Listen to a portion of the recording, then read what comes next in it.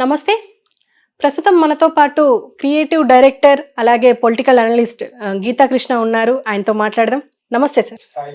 అంటే పిఠాపురంలో వంగ గీత భారీ మెజారిటీతో గెలవబోతున్నారు అని చెప్పేసి ఒక సర్వే బయటకు వచ్చింది. ఆ సర్వే ఏంటంటే కులాల వారిగా కూడా డీటెయిల్గా సర్వే చేశారు అని చెప్పేసి అంటున్నారు.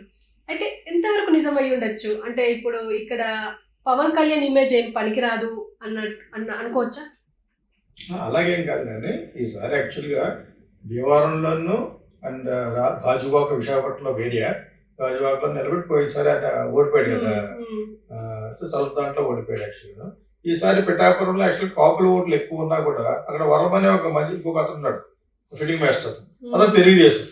ఆ తెలుగుదేశం వాళ్ళు కూడా పోయినసారి ఒక్కొక్క ఇండిపెండెంట్గా నిలబడి గెలిచాడు. అంటే ఎంత పవర్ఫుల్ అతను, కాపుల ఏరియా ఇది.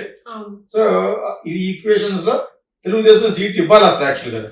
కానీ ఈ కూటమిలో పవన్ కళ్యాణ్ కావాలని అడిగాడు.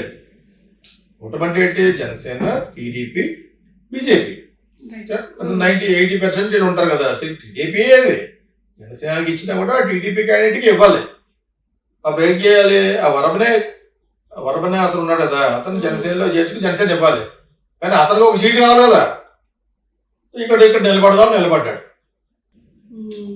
నిలబట్టి ఏంటి, అదే కమ్యూనిటీలో ఉన్న ఒక సీనియర్ లీడర్ వంగగతికి ఇచ్చారు.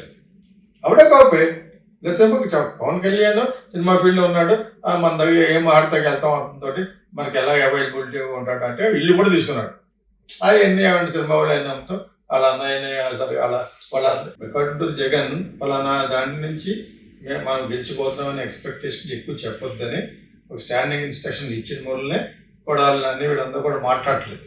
ఓకే, కొంత అనుమానమైన సీట్లు కూడా అవి గన్నవరం ఇవన్నీ కూడా వాళ్ళ గన్నవరంలో వంశీ కూడా వేరే ఊరు వెళ్ళిపోవడం ఇవన్నీ కూడా ఎందుకు జరిగినాయి అనేది తర్వాత తెలుస్తుంది. వాళ్ళు నిజంగా ఓడిపోయినందుకు వెళ్ళారా, వేరే దానికి బిజినెస్ కోసం వెళ్ళారా, ట్రీట్మెంట్ కోసం వెళ్ళారా అని తర్వాత తెలుస్తుంది. ఇక్కడ వంగాగీత ఈక్వేషన్ ఏంటంటే అతను భీమవరంలోనూ గాజువాకలో ఓడిపోయిన తర్వాత ఇక్కడ కాపులు ఈక్వేషన్ బాగుందని వచ్చాడు. కానీ ఇక్కడ వరమన్న అతను ఒక పెద్ద ప్రతిబంధకంగా ఉంటే అతను కూడా కన్విన్స్ చేసి ఆయన ఇంటికి వెళ్ళి ఇతను బాగా ప్రాధాన్యపడ్డాడు.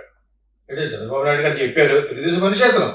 చంద్రబాబు నాయుడు గారు చెప్పినా కూడా మరి అతను కన్విన్స్ అవ్వాలి కదా. అతనికి మేమంటూ పవర్లోకి వస్తే నీకు మంచి పోస్ట్ ఇస్తాం అని చెప్పి పవన్ కళ్యాణ్ కూడా వెళ్ళి వాళ్ళ ఇంటికి వెళ్ళి బతిమాలుకొని ఒక లెవెల్కి పట్టుకొచ్చారు. ఇవన్నీ ప్రజలు చూస్తేనే కదా వరమ వేసే ఓట్లన్నీ ఎదురుకేస్తారు.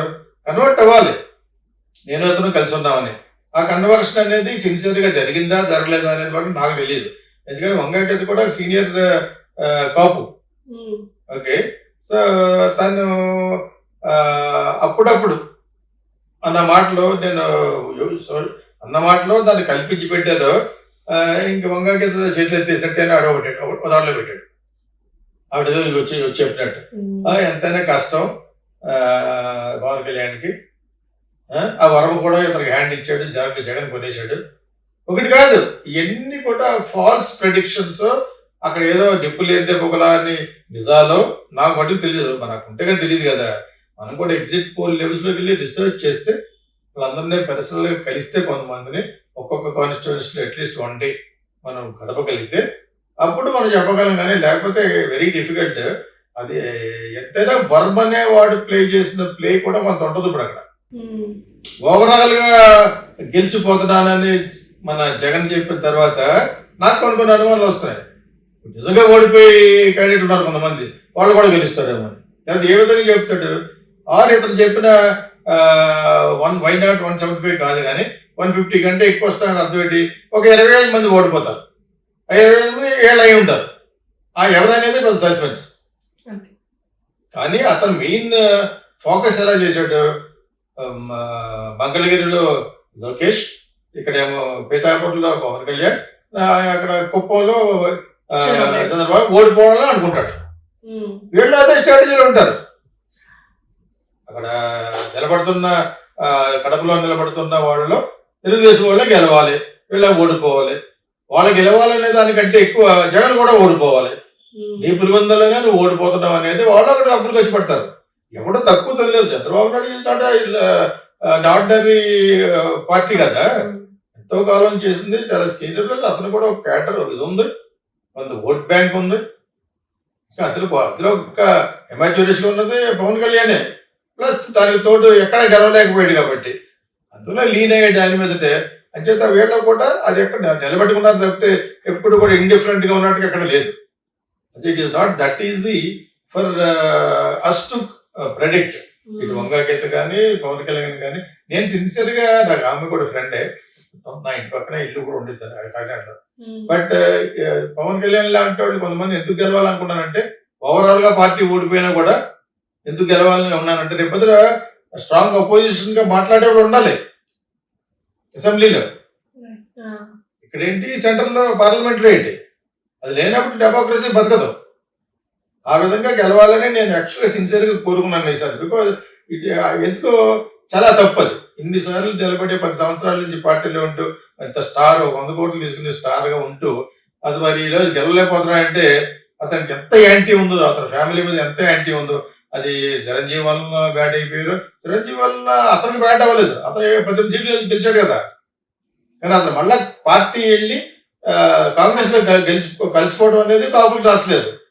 సెకండ్ లార్జెస్ట్ నచ్చని పాయింట్ ఏంటంటే, ఇతను చంద్రబాబు నాయుడు కూడా జాయిన్ అవ్వడం అనేది, అంత తక్కువ సీట్లు ఒప్పుకోవడం అనేది అస్సలు రుచించలేదు ఎవరికి, కాపులకి.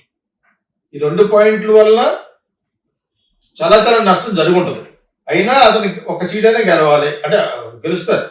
జనసేన ఒక 5-6 సీట్లు 8 సీట్లు గెలిచినా కూడా ఈ మాట ఎప్పుడు చెప్పాడు, చాగంటి హరిరామ్ జోగి, అంటే ఆయన హరిరామ్ జోగి ఉన్నారు కదా, ఆయన ఎప్పుడో చెప్పాడు. ఆయన ముసలాయన పళ్ళు ఊడిపోయి ఉన్నా కూడా బట్ 4-5 గెలుస్తారు. ఎందుకన్నాడు అంటే ఇతని మీద మరి 27% కాపులు ఉన్న వాళ్ళు చాలా సీట్లు రావాలి, కానీ వాళ్ళకి ట్రస్ట్ పోయింది, కాపులకి ఒక నమ్మకం పోయింది వీళ్ళ ఎంటైర్ ఫ్యామిలీ మీద. అదర్వైజ్ వాళ్ళు ఎంటైర్ ఫ్యామిలీ చేసినా కూడా నాకు ఏ క్యాస్ట్ కాదు అన్ని క్యాస్టులు కావాలని అంత ఔదార్యంతో మాట్లాడాడు ఎవరు, పవన్ కళ్యాణ్. ఆ ఔదార్యం కాదు, అది అమాయకత్వం. అది నాకు మెయిన్ ఎస్టీలు, దాని తర్వాత నెక్స్ట్ పెద్దపేట కాపులే అని చెప్పాలి. అప్పుడు ఇంట గెలుస్తావు, ఇంట గెలిచి రచ్చ గెలవాలి. అది నేను చాలాసార్లు చెప్పాను, అర్థం చేసుకోలేదు. నువ్వు అలాగే అప్పుడే తను కాపులు వేసి కూడా లేదు కదా. ముందు నీ యొక్క సెటిల్మెంట్ చేసుకోవాలి. ఎస్టీలు బట్టుకు జగన్ లాగే వాళ్ళు మీకే మెయిన్. దాని తర్వాత ఈ క్యాస్ట్ కూడా దెబ్బతిని ఉంది ఆర్థికంగా, అంటే దాన్ని నెక్స్ట్ పెట్టుకుంటాను. మిగతా చోట బిలో పవర్టీ లైన్లో ఉన్న బ్రాహ్మిన్స్ అందరికీ చేస్తాను అని మాట్లాడాడు 4 మాటలు. అలా మాట్లాడాలి కానీ నాకే రాజ్దీప్ సందేశ్ వచ్చినప్పుడు కూడా నేను రాజమండ్రిలో your I copy your expecting that అంటే నాకు వాళ్ళు ఎవరన్నా ఇదేం లేదు, నాకు అందరూ సమానం. ఎవడేస్తాడు నీకు అలాగంటే ఎవరేస్తారంటాను. అలా మాట్లాడడం తప్పున్నారా? ముందు నీ ఇంట్లో గెలిచి ఎప్పుడు ఎస్టీలు వదలకుండా, ఎస్టీలు ఎందుకు వదలకూడదంటే వెనకబడేవారు కాబట్టి. దాని తర్వాత బిలో పవర్టీ లెవెల్ ఉన్న వాళ్ళు ఎవరు అందరూ నాకు కావాల్సిన వాళ్ళే అన్నారు. ఒక్క కాపుని అనుకుండా అని ఆ కాపులు నేను ఎలా వదులుకుంటాను, ఆయన బేంగే కాపు. ఈ రోజు నన్ను మోడీ గారు గౌరవిస్తారంటే కారణం బికాజ్ యువర్ కాపు. ఎప్పటికైనా నువ్వు పనిచేస్తావు, ఒక కాపుని పక్కన పెట్టుకున్నావు. ఇప్పుడు రేపు పొద్దున గెలిస్తే ఆల్రెడీ చెప్పారు, మళ్ళీ చెప్తున్నారు, కూటమి గెలిస్తే సీఎం పవన్ కళ్యాణే. అది ఆల్రెడీ మీకు ఇంకో ఛానల్లో చెప్పాను. మోడీ గారి స్ట్రాటజీ ఏంటంటే తెలుగుదేశాన్ని పైకి రానివ్వడు. చంద్రబాబు నాయుడు అంటే ఇష్టం లేదు.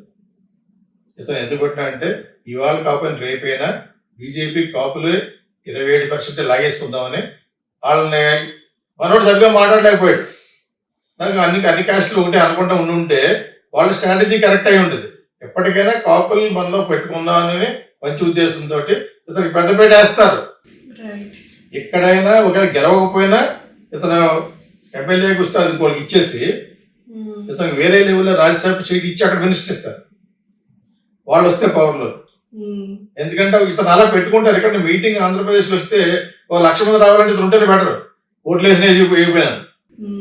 అంత పెద్ద క్రౌడ్ పుల్లరు దైవికంగా వచ్చింది, ఎలా వచ్చిందో కానీ పవన్ కళ్యాణ్కి వచ్చింది. అతను ఫేట్ అది అర్థమైనప్పుడు ఆ విధంగా తెలుగుదేశానికి ముందు ఎవరు ఇతనికి ఇచ్చి దాని తర్వాత డివైడెడ్ రూల్ చేస్తారు, విభజించి బలిస్తారు. దాని తర్వాత కావాలంటే ఇస్తా ఉంటారు. అది లేదు వయసు అయిపోయింది కాబట్టి ముందు నాకే ఉన్నాను అన్నాడు ఇంకో చూడాలి.